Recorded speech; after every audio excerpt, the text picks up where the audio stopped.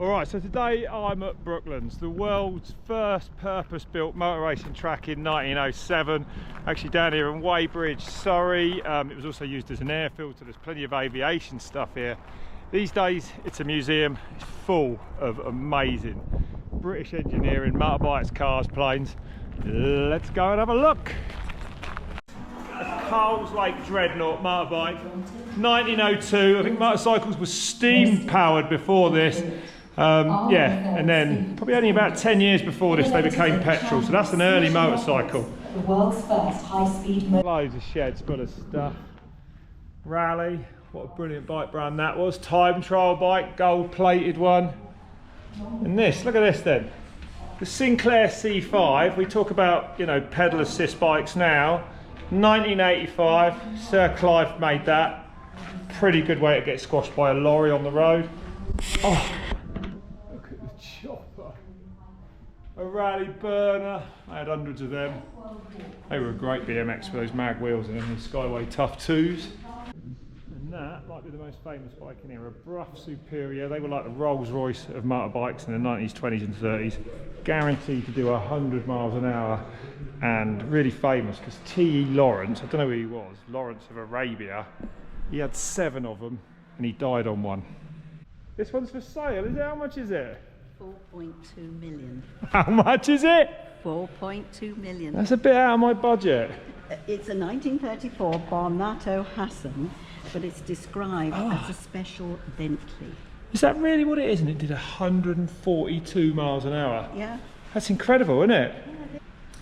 We were able to buy this through money from the lottery people. Look at it. What? That is one of the most beautiful cars you could set eyes on.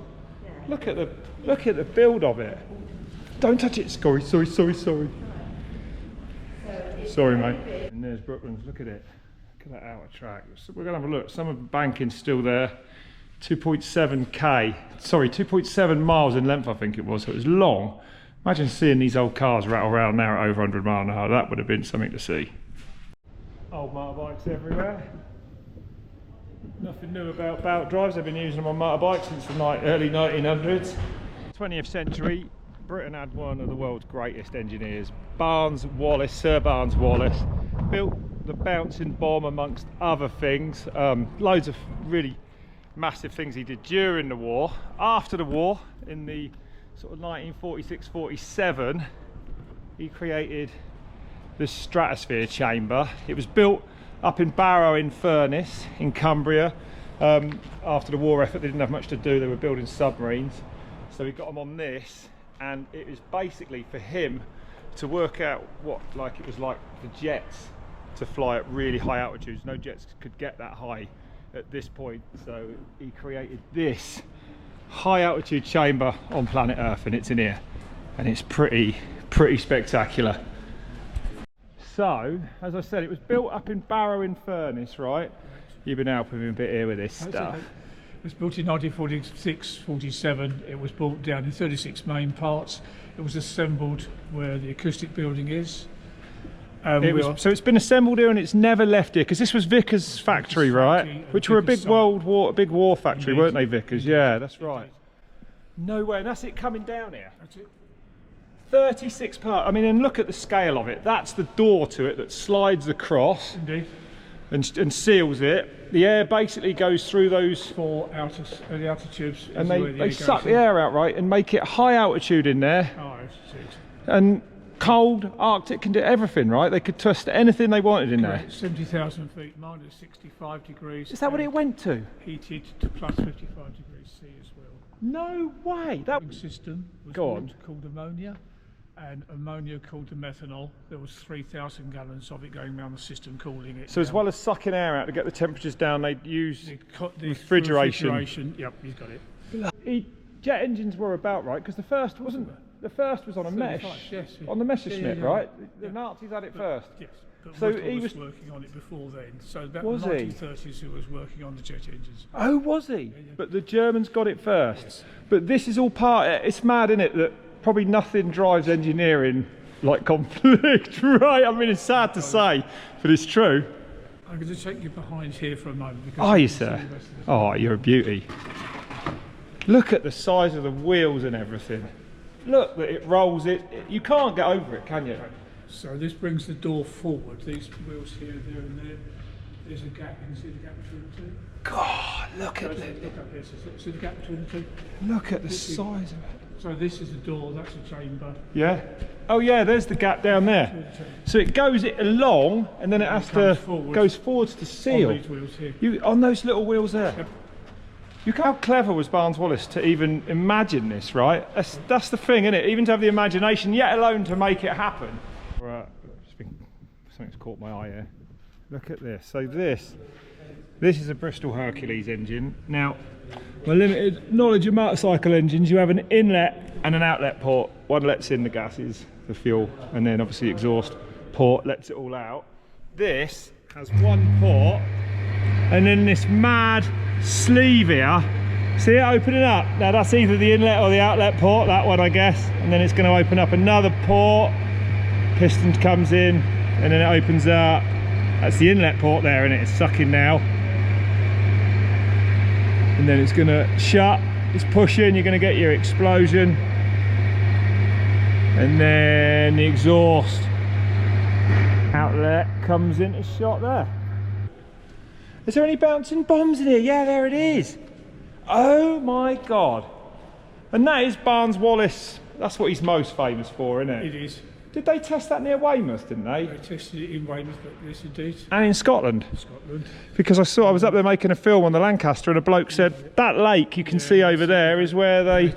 They're all over the place. Chisel Beach down here. Chisel Beach, that's the one I went along. Yeah. It's behind the set, yeah, exactly.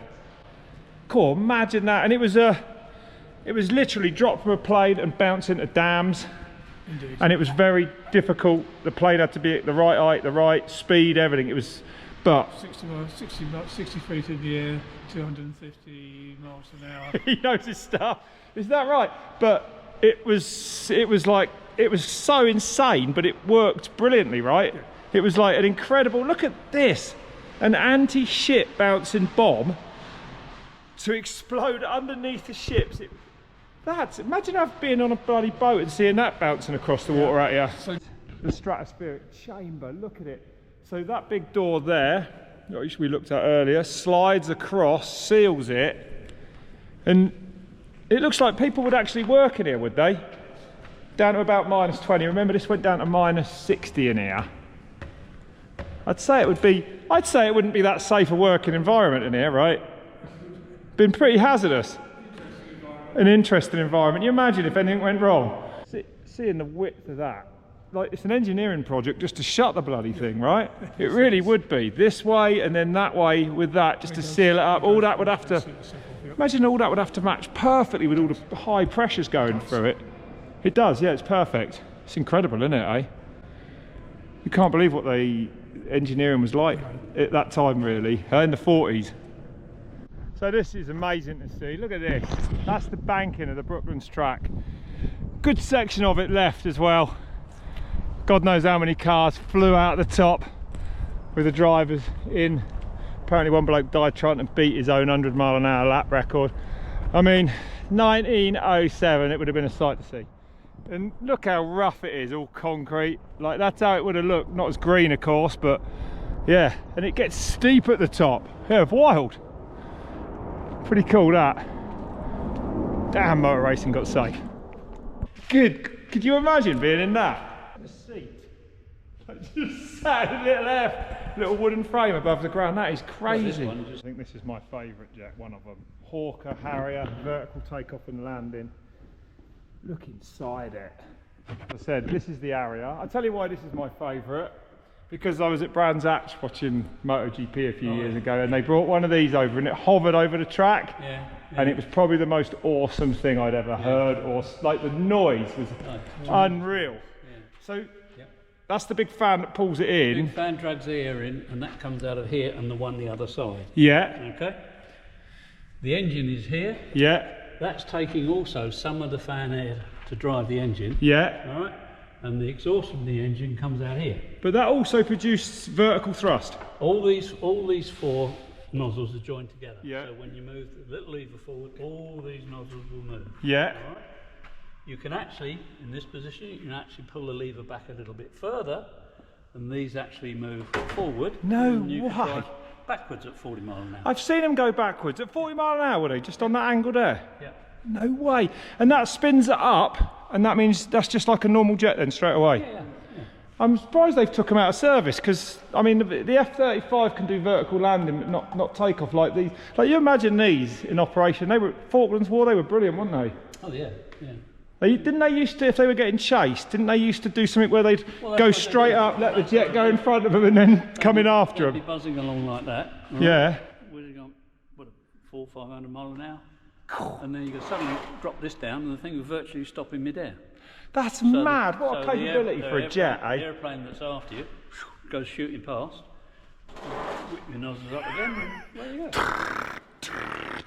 So this is mad, right? So obviously planes operate when they're going forwards, but when they're hovering they don't operate like an aeroplane. That's it. And to be able to manoeuvre it, there's certain, I'd call them like thrust outlets, Well, there are right? thrusters. There's one either side here.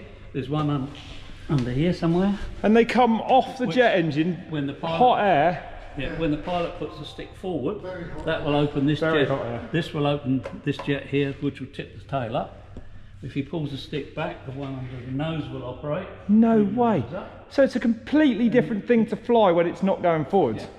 And as far as the pilot's concerned, there's no difference in the way it operates, whether he's flying or not flying. That's incredible, isn't it? And there's another one on this wing here, you said, didn't you?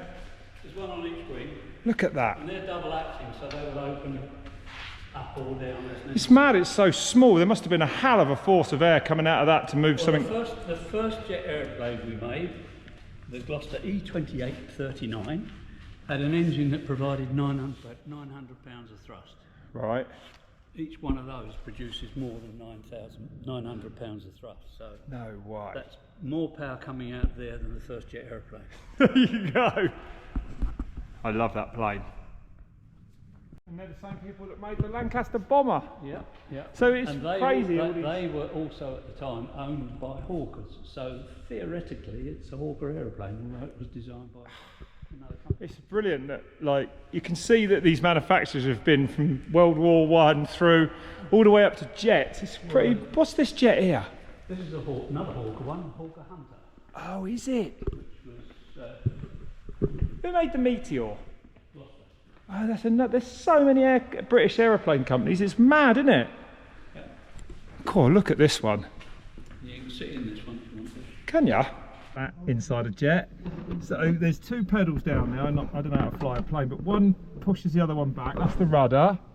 And then you said that this is like back, up, down, forwards, left and right. Yeah. And I asked you what that is, and you said that lever there is like the. That's your brakes. So it's like a bicycle. Is that really a brake? Yeah. That's mad. Is it cable operated? Yep. I find that astonishing. Cabled to hydraulics. Cable to hydraulics. Yeah, look at. It's quite simple, feels like, but it won't be when you're doing it for real. Look at all this shit. There's like, you can hardly see it. There's so much stuff to take care of. And on the left-hand side, see this big silver handle here? This one. Yeah. That's your throttle. That, can I pull it? No, hang on. Oh, No, God. No, not that one. That's not. I think that's the That- ejector seat, mate. no, You don't. that one nearly there. went out through the roof. That big silver one there. That one. That's, Oh, that's your throttle. that's your throttle. Push it Oh, forward, it's a twist. pull it forward, pull Oh. it back, go slow. No way. No way. And hood. I mean, that is literally to get out. Yes, you need to get out in emergency. Don't let me hit the emergency. Don't let me hit the ejector seat. So it's not armed. Is that the fire button there then? No, No. no. On That the- one in the middle, where it says safe. Yeah. Push that up. Oh yeah, like Quick Top finger, there's the Gun. trigger come down there. Feel it under your finger. Oh, there. That's it. It's like a computer game. Yeah. Can you show me that wet bullet again? Which is look at the size of the bullet. That's one bullet. That's one bullet, and you've got 600 of those.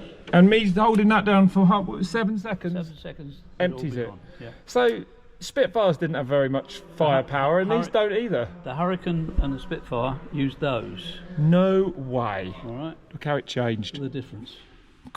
So I said that nothing really drives development like world wars. A bit sad, but it's true. And this is a pretty big indication of that. So the Wright brothers were the first to fly. They didn't fly much further than the length of this building in 1903.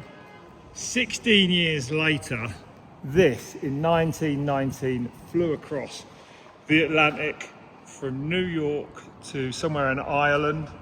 It was a World War I bomber. The pilot actually sat out there. It was open cabin. Can you imagine 16 hours across the Atlantic, sat up there, head out in the open air? This is where the bomber would sit. I think somehow they kind of manually would look and then drop the bombs out the bottom of that. But yeah, mad.